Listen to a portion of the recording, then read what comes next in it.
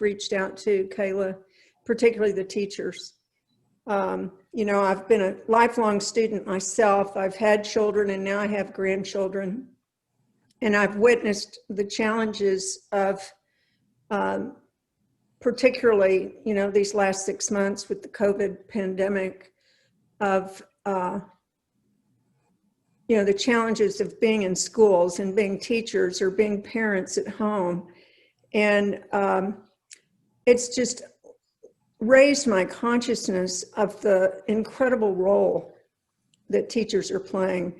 You know, I always thought of them as educators, but I never knew that they were such an incredible, important part of how our entire lives go on. You know, now that we're becoming aware that our economy is suffering because people can't go to work, because children can't go to school, it has raised my esteem for teachers in ways that I just never really appreciated. So thanks for letting me part of this support, because it is so heartfelt from me. As a mindfulness teacher, I'm going to be sharing a lot of what Kayla and Heather and Carol have been sharing about health and wellness, but particularly from the slant about mindful awareness. And I'm going to start with this wheel of health, which is taken from the Duke University Integrative Health and Wellness Program. And I wanted to share this with you because it points out the central role that mindful awareness plays in our health. And in the integrative approach to medicine, or sometimes it's referred to as the complementary approach, you'll notice that you and I are at the center. In the traditional medicine, I think if you saw this wheel, the medical provider would be at the center, and we'd be somehow out on the periphery. But in functional medicine and integrative medicine, we are front and center, because we are those, particularly when we're mindfully aware, who have the most contact with our bodies and our minds. We're the source of all the information, you know, that our providers need to find out what we need. So mindful awareness is key. In the green part of the circle, you see these self-care that everyone has already been referring to: movement, exercise and rest, nutrition, our personal and professional development, the physical environment, both the benefits of it and the toxicity of it, depending upon what we're connecting to. Relationships and communication. I think everyone's been speaking to that. We are relational beings. We resonate with one another. We don't stop at our skin. We actually share the same air. We share the same earth. We're interbeings, it's often referred to. Our spirituality, such an important part of our health and well-being. And the mind-body connection, that's a critical vehicle whereby we become more mindful as we discover the intimate relationship between the mind and the body.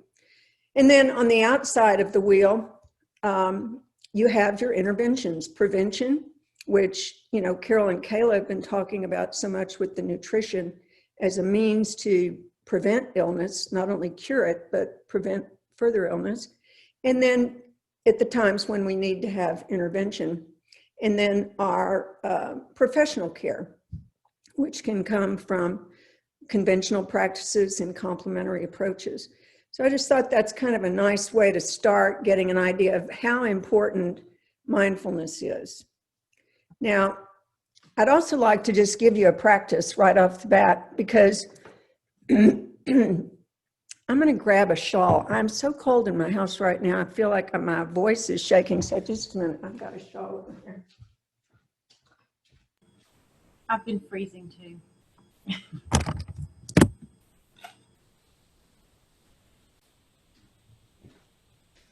This climate changes, or the temperature changes, throwing my house out of whack. Okay, So this is just what we call informal mindfulness practice. For those of you that are in attendance, I would invite you to participate with me. For those that are listening at a later time, do the same. So what we're looking for is a sitting posture. Now you can do all mindfulness either standing, walking, sitting, or laying down. But since most of us are at computers, we can sit. So find a seat where both feet can be firmly on the floor. And this is part of the grounding that Heather was referring to, really feeling that floor. Then have the spine as erect as possible and yet still be comfortable and relaxed.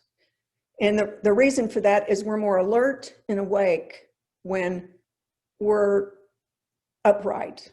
And then the eyes can gently close, or the gaze, without bending the head down, the gaze can just soften and look down towards the ground to minimize distractions. Hands can rest comfortably on the thighs or in the lap, the arms of the chair. So just establishing that posture.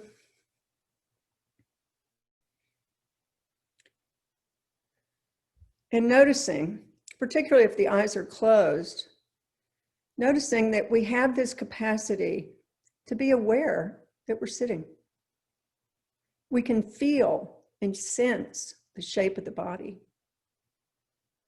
Allowing the awareness to come to the soles of the feet. Feeling that contact with the floor. And possibly even imagining the earth beneath the floor. And drawing this sense of stability and even safety in this support.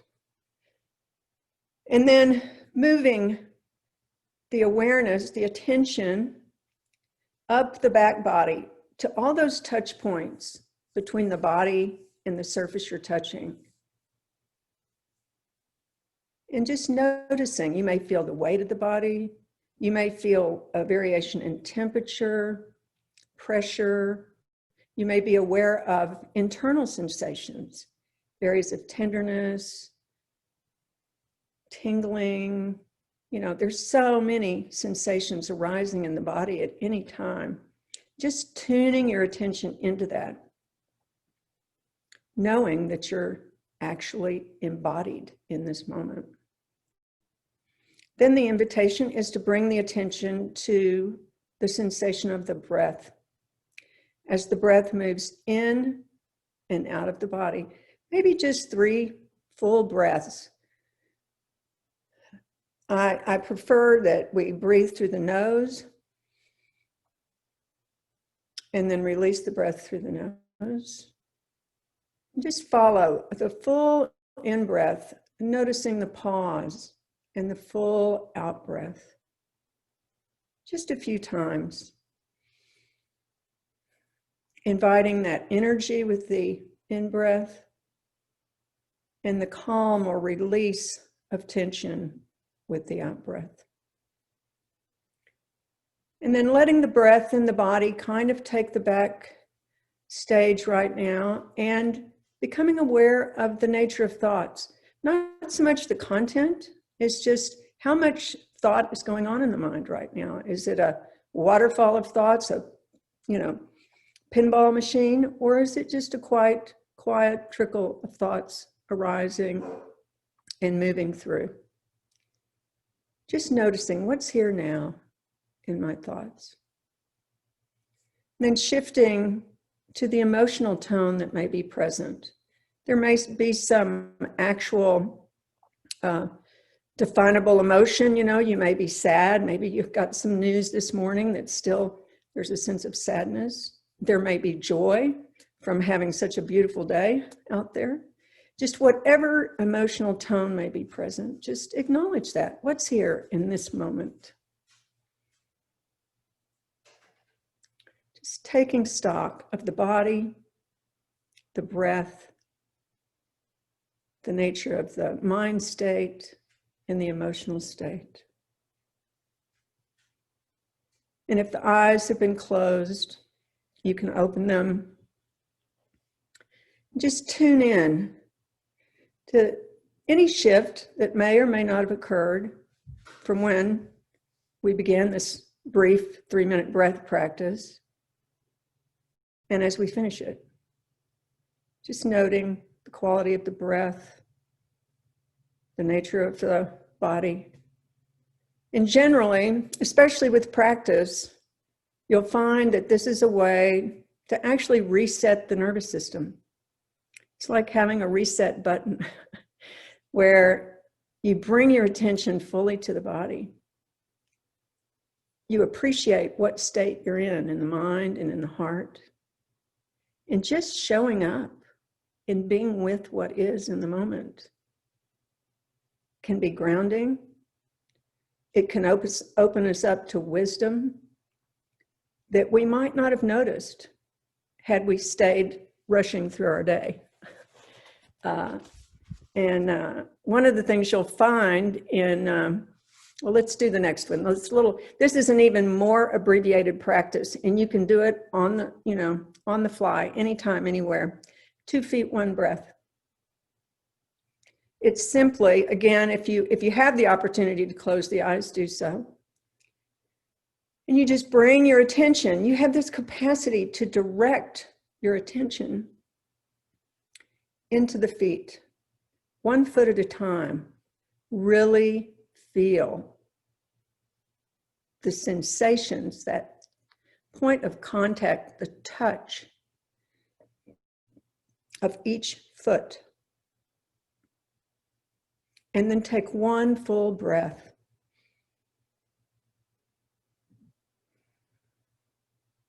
And just that landing in the present moment with your sensory awareness of the feet and the breath is a pause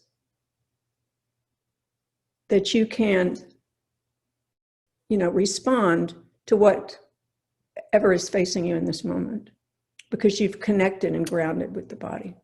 So both of those are just, once you've done it a few times, you don't need any kind of paper telling you how to do it or any audio guided meditation. That becomes part of your repertoire of self-care. And you can use it in any situation. I'm sure a number of days during the school day, you get a chance to sit in a chair and you go, oh, and you just recharge, and it'll make a big difference. One of the things you'll find in mindfulness training is a lot of use of poetry, because words and didactic lessons sometimes don't have the heart in them. They sound technical and scientific, but we often use poetry and art to open people to mindful awareness. So this is a poem I'm going to share with you by Martha Elliott. It says, "Your history is here inside your body. Your history is here inside your body. Your body is a storehouse of learnings, feelings, thoughts, and experiences, only waiting to be invited to reveal your treasures to yourself. Help yourself.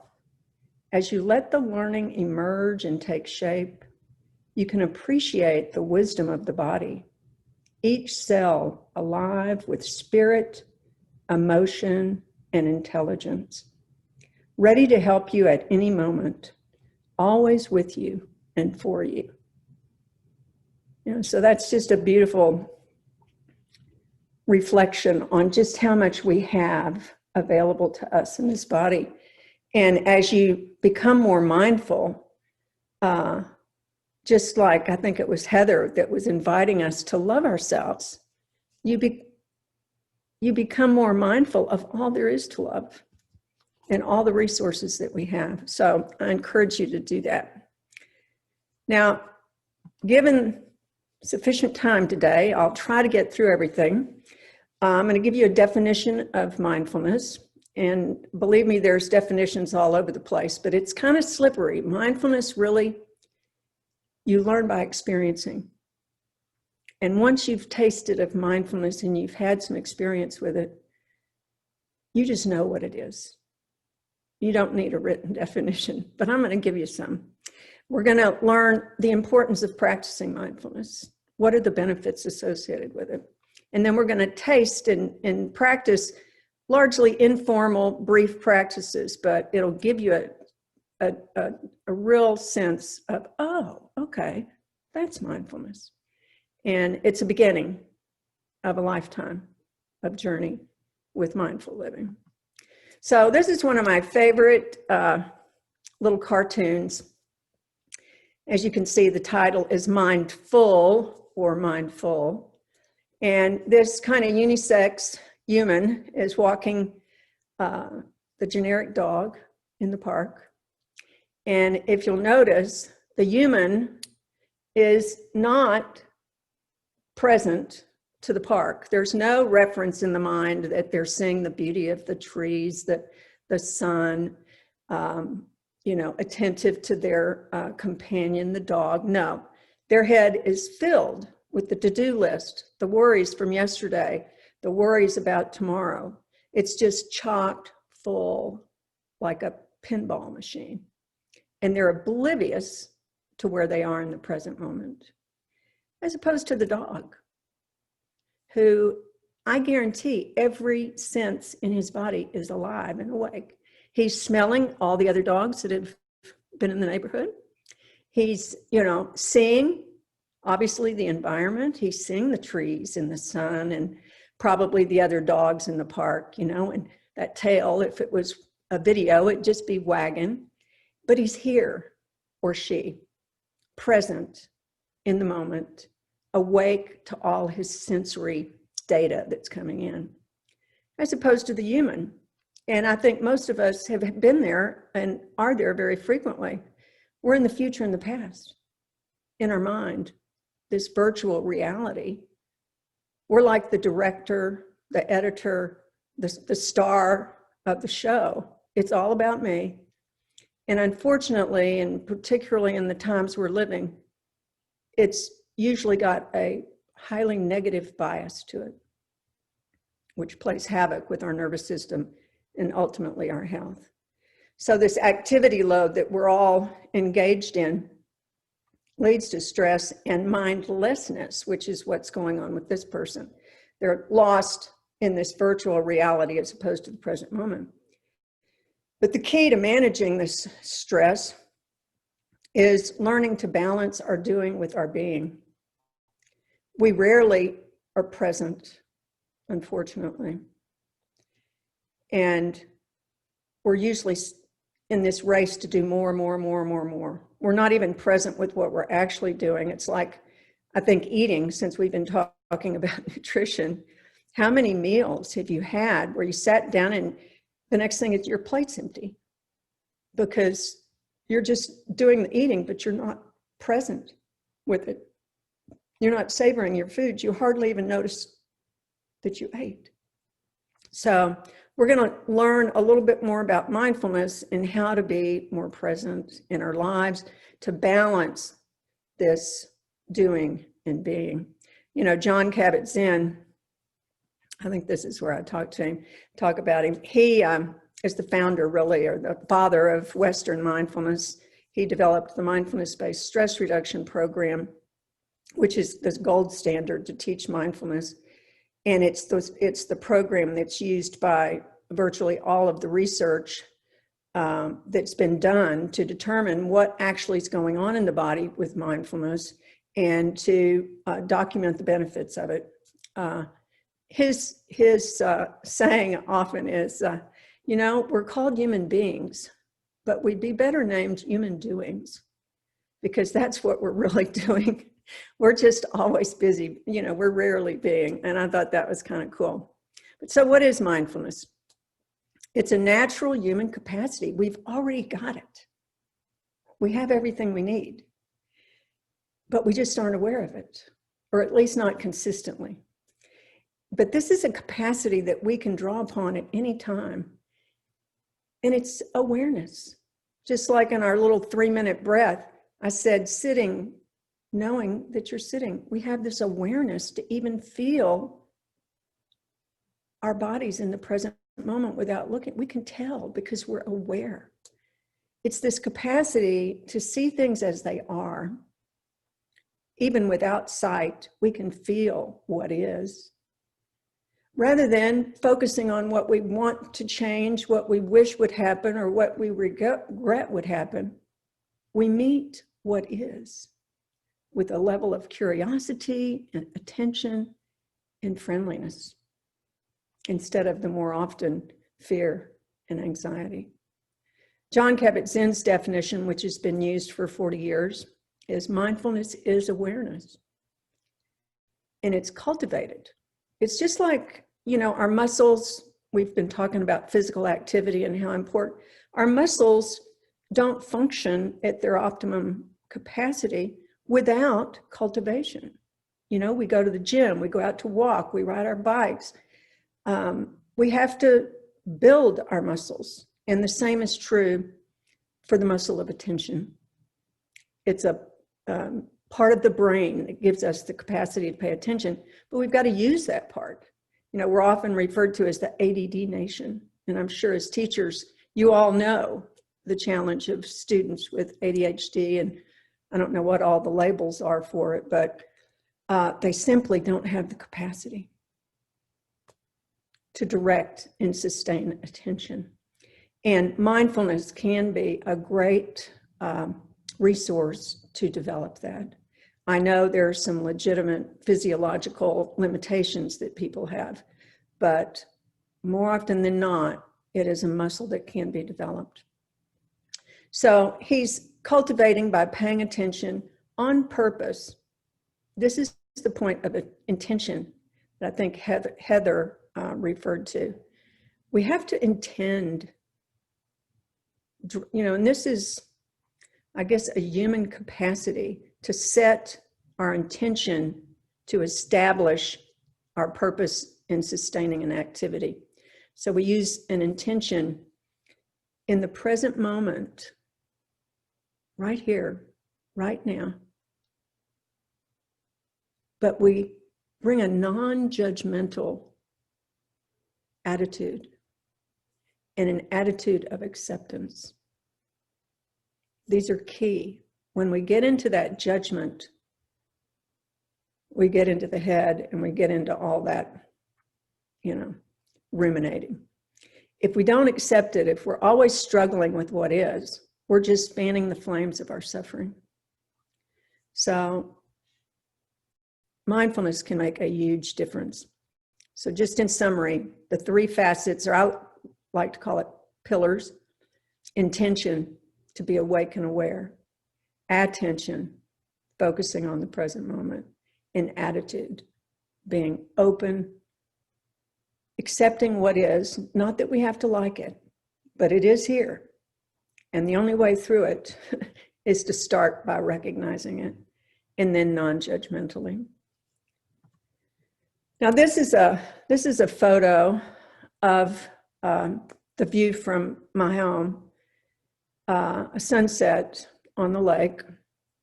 It's spontaneous mindfulness. When you see these things in nature, it captures your attention. You're so drawn to the beauty, and I get so curious. I mean, even looking at the picture, I'm thinking, where does the sky start and the lake begin? Because they kind of mirror one another. I look at all the different colors of the blues and the grays and the peaches, and it's just so captivating. That's present moment awareness. So we've all experienced that. The laugh of a child, a beautiful rainbow, a family dinner where everybody's happy and loving. That brings our attention, but it's spontaneous. It's not necessarily cultivated. The key with mindfulness training is to cultivate that so that we have the opportunity, to recognize that we're capable of increasing our awareness and actually doing it. So the mindlessness, like back to my little cartoon there, with the mind full, ruminating about this, that, and the other thing, is often referred to as mindlessness or autopilot. How many of you have gotten in the car, going to work, you get there and you think, God, I didn't even register the road, because we were just on autopilot, maybe thinking about what was going to happen at work or what we're going to do for lunch or anything but driving. And so the more routine the activity, the more likely we are to be on autopilot. And as we're going to discover within the next slide or two, that's not a very good place to be. It feels like no biggie, I don't need to drive. I don't need to see to drive. I'm going to react automatically. But hanging out in this mindlessness is not good for our health or well-being. But we're conditioned to be there, just like we've been conditioned. Carol and Caleb talk so much about our conditioning around food. Our busyness has been conditioned and continues to be this constant doing. It's never enough. The devices that we're all, kind of victims of. You get one spare moment. Oh, I better check my email. I better text so-and-so. So even when we're not physically actively engaged in doing, we're engaged in a device that's taking us anywhere but to the present moment. The 24-hour news cycle. You can get your news in about 15 minutes. But if you spend a lot of time on it, you might as well be abused, because it's just pummeling our minds, our hearts, our bodies with all the bad news. I mean, I don't know about you, but I think the good news, you almost have to search for it, to get any good news in the news cycle. So our awareness and attention, we have these incredible capacities, but for the most part, we don't, we take them for granted. We don't realize how powerful they are, and they remain underdeveloped. But the good news is they're not that hard to develop, and a little goes a long way. So let me see what's next here. This is a good underscoring of why it's so important to become mindful. This was a study that was done. They called it the wandering mind. It's an unhappy mind. And it was a study out of Harvard where they had 1,200 participants, and they made an app, which I think is ironic to become more mindful with your phone, but they made an app, and the participants were triggered to 3 times a day during waking hours to check out the app and respond to 3 questions. The questions were, how are you feeling right now? And how are you doing right now? With a choice of 22 activities. The feeling was a 10-point scale, very unhappy, very happy, and they rated where they were in that scale. Then they chose an activity that they were doing. And are you thinking about something other than you're currently doing? No, yes. And if so, is it something pleasant, neutral, or unpleasant? So they found that of these participants, and you can kind of assume that that's a pretty good collection to deduce, that as human beings, chances are we spend close to 50% of our time with our mind wandering in that mindless autopilot zone during our waking hours, which is an incredible amount of time. It's half our life that we're not actually present with what we're doing. And the findings, with these studies, they do all these different analyses. They found that mind wandering was reported to be associated with unhappiness, regardless of whether the activity they were engaged in was a good activity. It didn't have to be misery. It was anything when they were wandering, when the mind was wandering, kind of like that little cartoon of the individual who wasn't paying attention to the park, their mind was wandering into things that were largely negative biased. So, you might just start paying attention to how much time your mind is wandering, because it makes a huge difference to your health and well-being. This is an incentive for us to practice mindfulness, to cultivate our awareness and attention in the present moment. Just a little aside, the only activity where people were more present was sexual activity, which is not surprising since it's such an embodied experience.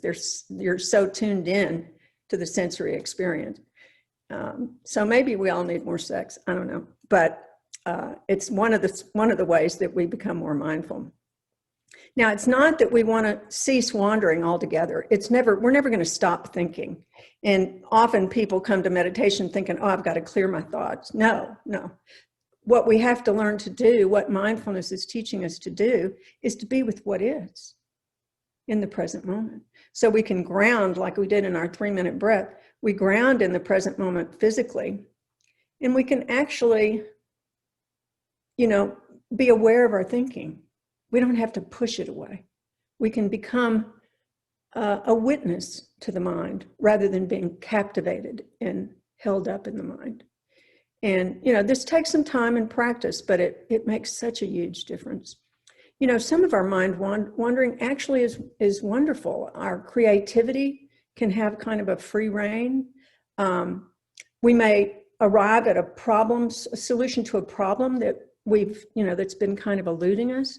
So it's not bad. It's just the volume and where we wander to that gets us in trouble. With mindfulness practice, over time, we learn to recognize what I call virtual reality, is that life in the mind, in the future, in the past, that, we're the director and author and main character, and it's often negative. We learn to recognize when we're there, and we also know how to be in the present moment via mindful awareness through our practices. So we begin to see that we have a choice, and we have practices to help facilitate, staying grounded in the present. It basically allows us to wake up to our life. It's like during this mind wandering, we might as well be sleepwalking because we're so out of touch. So the invitation is to live the only time we have, which is moment by moment. We can have fun, reminiscing about past experience that was really great, although we usually go like the news to the worst case scenario. Or we can anticipate, a vacation. Nothing wrong with that. But we just have to learn to be present too. And in the long run, this is how we reduce the stress in our lives and this tendency to be so easily triggered into stress reactivity. This is a great reminder. I love this phrase, you can't stop the waves, but you can learn to surf. When you learn mindfulness, you're not eliminating suffering in your life. It's part and parcel of what it means to be human. You're not eliminating challenges. And, if you think of all that as the waves in life, they're going to be there. But you can learn to surf them. You can learn to ride those waves and do it with more resilience, in a more resourced manner. So you're not just undone. You can work with anything as long as you're present to it. That's where the wisdom, just like the poem, the wisdom, is in your body. So with mindfulness training, we have a combination of formal and informal practice. The formal practices refer to taking some time each day, if possible, or as many days as possible, set apart where you're quiet, undisturbed, And you can engage in the most common formal practices are the breath meditation, but just doing it for a little longer period of time. What's called the body scan, which is a formal period of paying direct attention to every part of the body, just going through it systematically.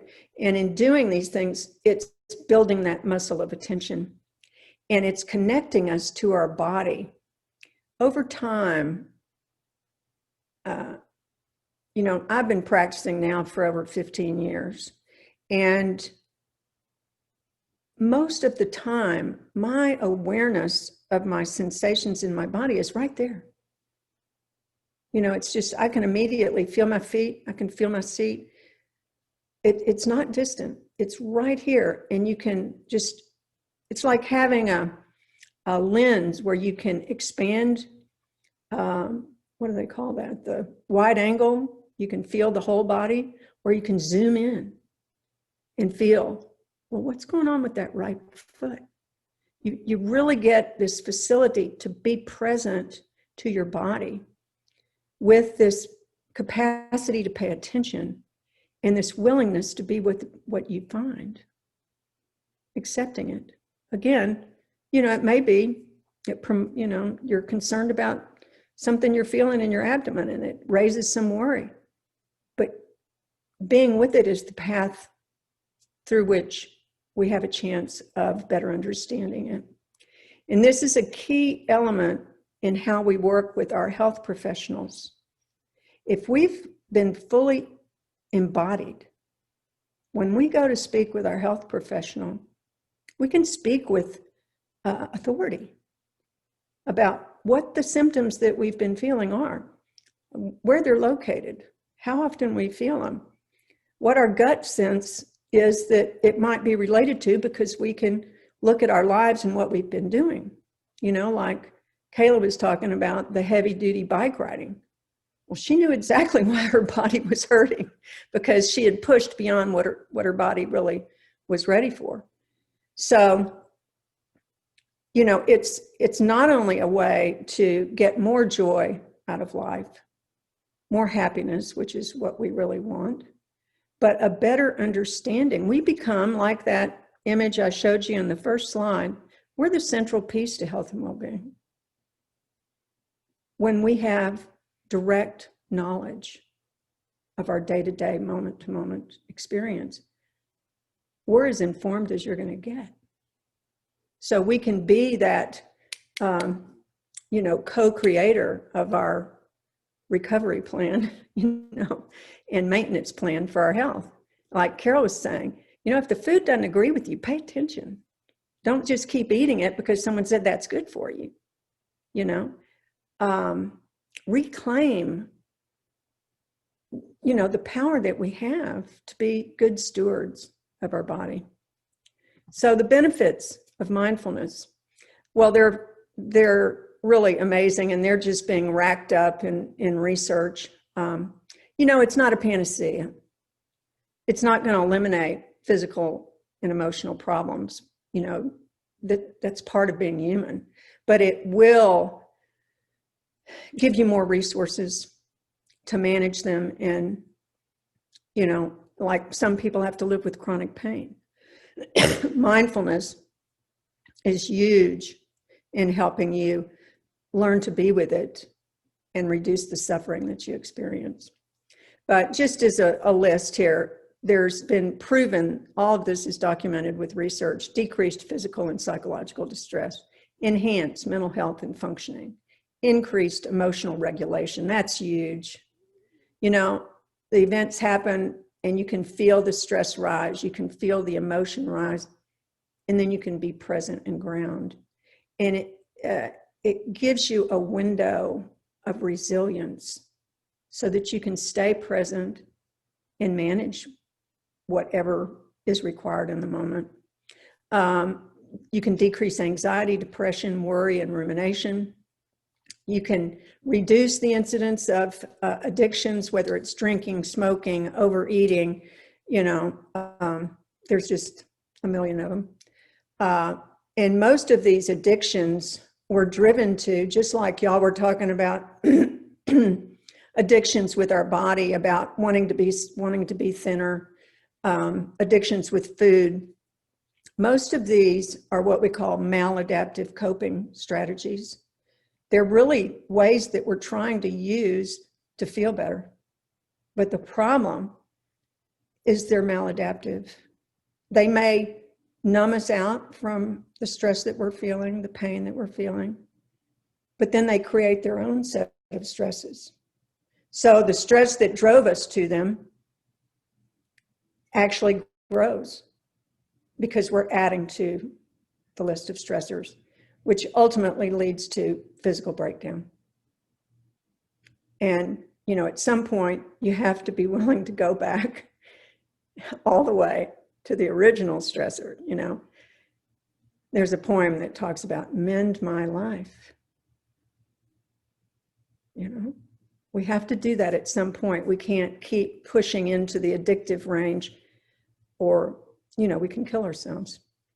For teachers, it has been proven to enhance academic achievement in students due to that increased ability to be able to focus, you know, and pay attention.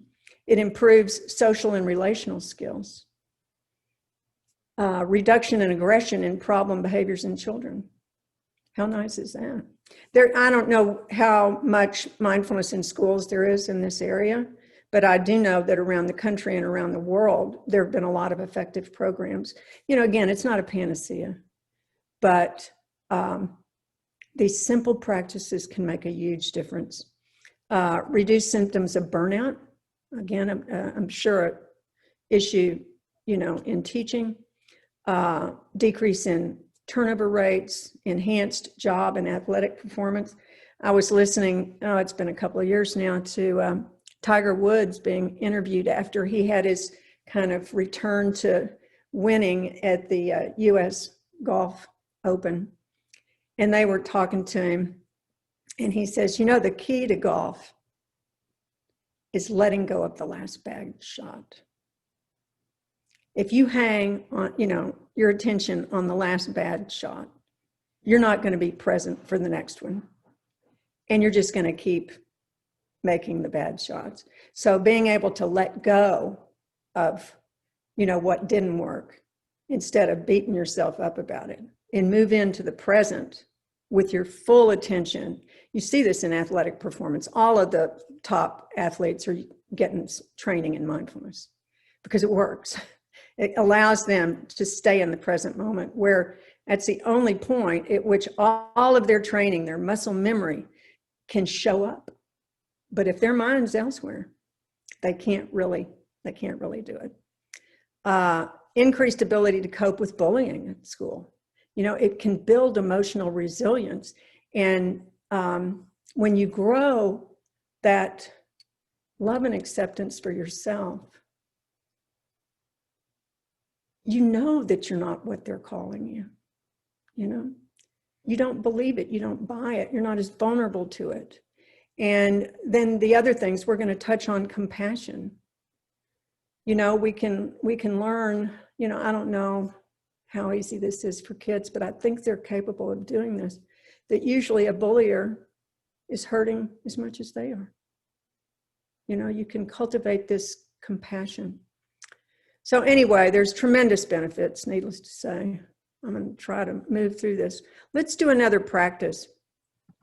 This is, and I remember someone said, you know, just stop, take a breath. Well, it's actually an informal mindfulness practice. And there's a reason, because we kind of instinctively know. And in fact, from childhood, you know, take 10 breaths, you know, or, you know, we were admonished to collect ourselves. Well, this is a practice, and again, it's something you can take anywhere. Mindfulness, while we do some of our practices in this formal, separated, private space, it's all designed to show up in our life, in our actual day in, day out life. So this is a great one. It's an acronym, and all you have to have is an image of a stop sign, you know, that red. And say something, you know, is challenging, comes your way. You know, it may have been, you know, that you almost ran into the back of a car because you were on autopilot. And you go, you know, just shocked and, of course, reactive in fear and, you know, just this amped up nervous system.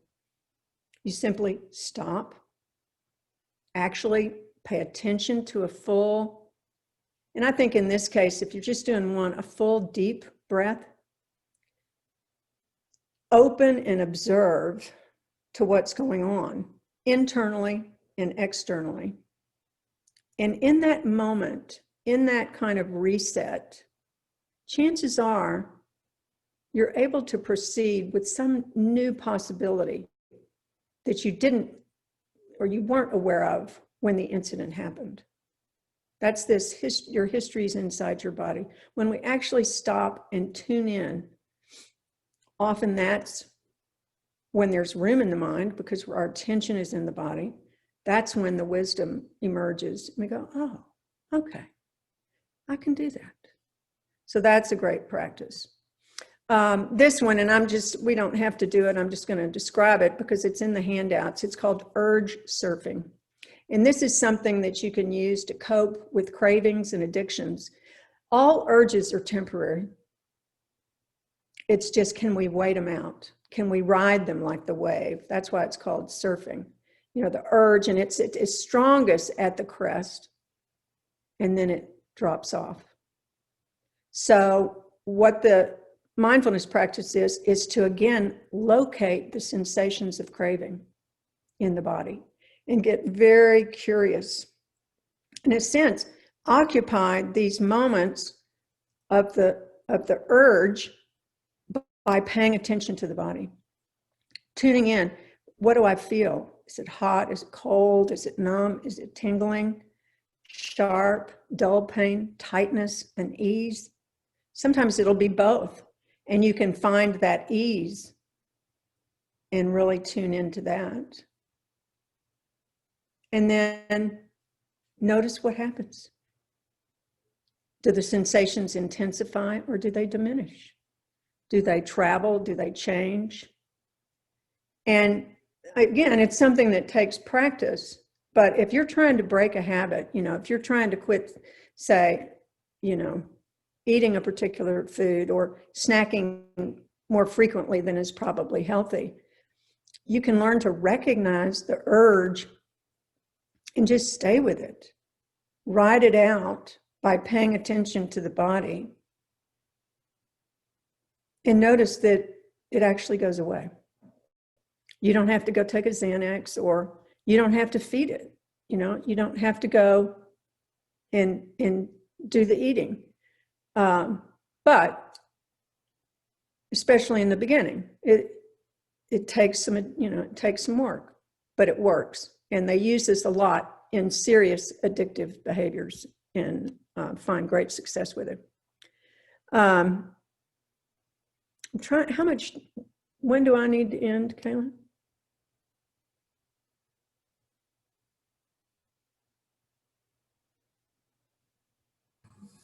You have about 11 minutes. Okay, I'm going to skip that one. All right, this is one. And I know you hear about gratitude a lot. And it's kind of like, oh, really? Gratitude? Well, it works. And this one is called 10-finger gratitude practice. And the reason it's 10 fingers is because we need to get beyond those just knee-jerk gratitudes. We need to get into the nitty-gritty of our life, you know?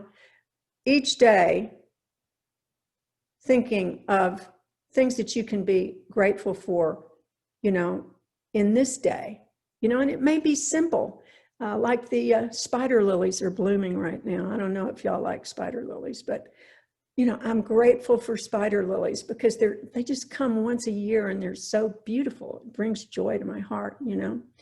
I'm grateful when I walk by some of the pictures that my grandchildren have made for me, and they're so precious, you know. I mean, it just brings joy to me and gratitude to me, you know. So, but if you go through 10 full fingers, it's going to change your disposition. It's going to remind you of how much you already have. It reduces our striving to just be better all the time, because we're already okay, we're good as we are. And it reduces this sense of scarcity, like we're just yearning for more. Whatever's going on in our life, it's not enough. But it replaces it with a sense of abundance. Because even though it's not things, if we have relationships and we have, whatever's going right with our body, whatever's going right in nature, we feel like we've got more than we need. And that creates a sense of well-being. So it's simple, but it works. So I encourage you to check it out. But like with any of these practices, the more regular you use them, just like if you go to the gym and you do it for a week, you think, oh, wow, I'm getting stronger. And then you quit for a month. Well, funny thing, you're back at square one, if not, behind even that. All right. Oh, this is a precious one, and I think we need it so bad right now. And I've given Kayla a handout that's longer that you can walk yourself through. But just for this little practice, this is called Just Like Me. It's a compassion meditation. And in those moments when you've just heard some news report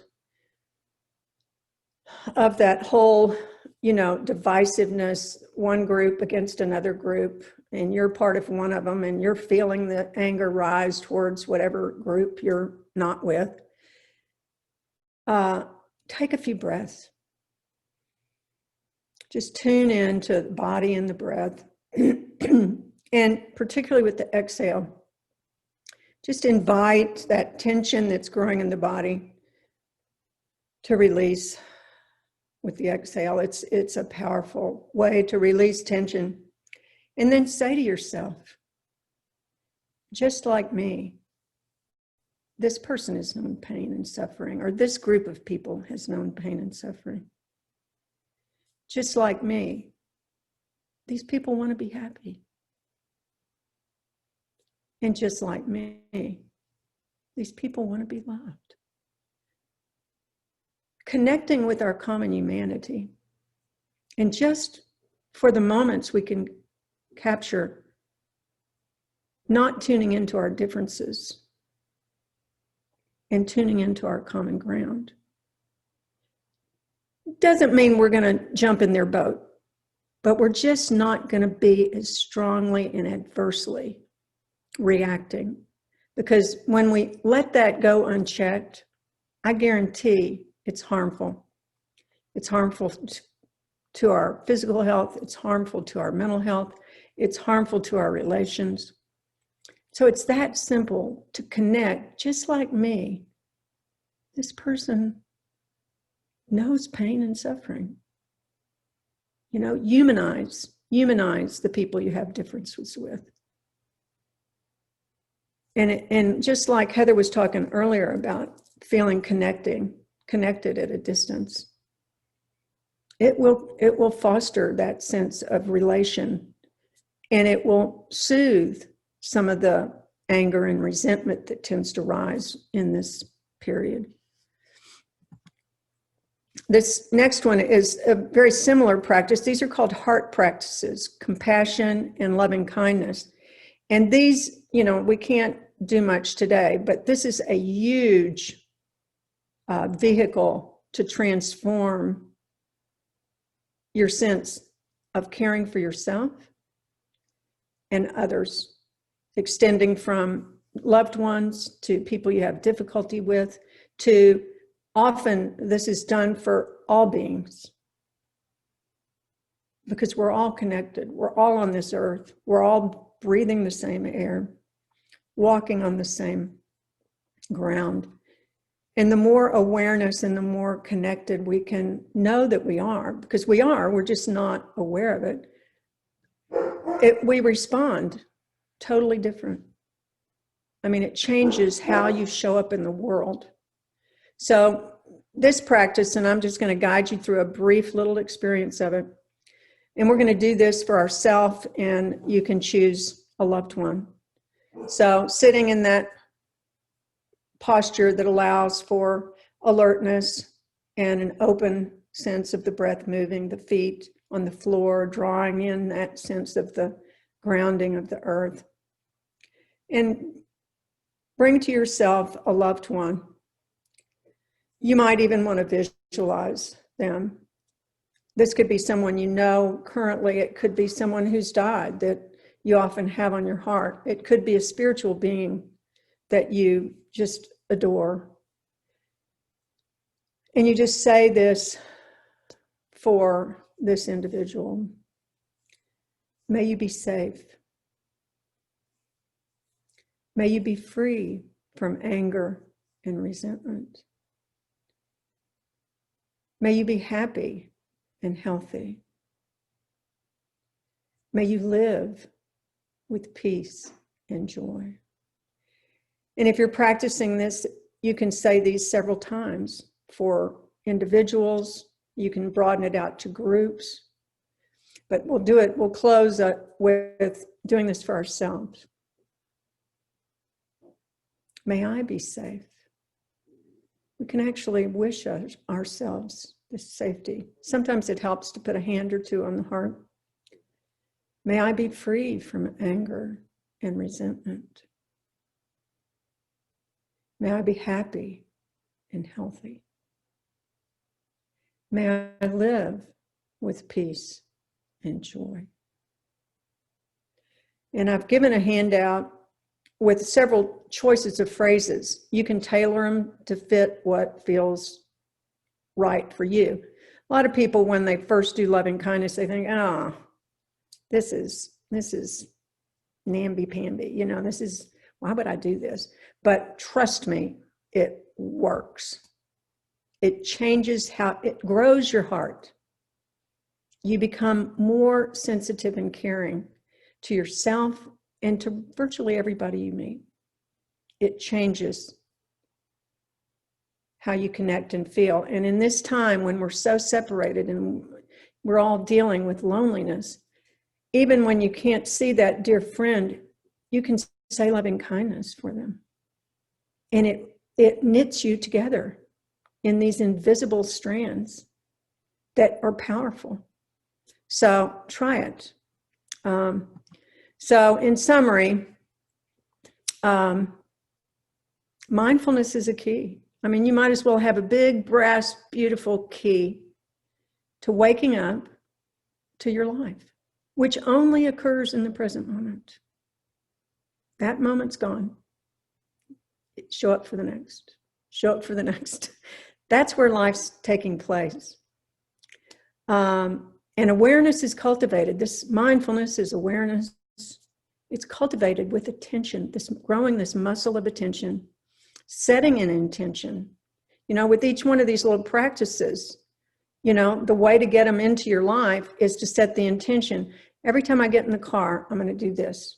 Every time, you know, I walk in the classroom, I'm going to do some loving kindness for my students.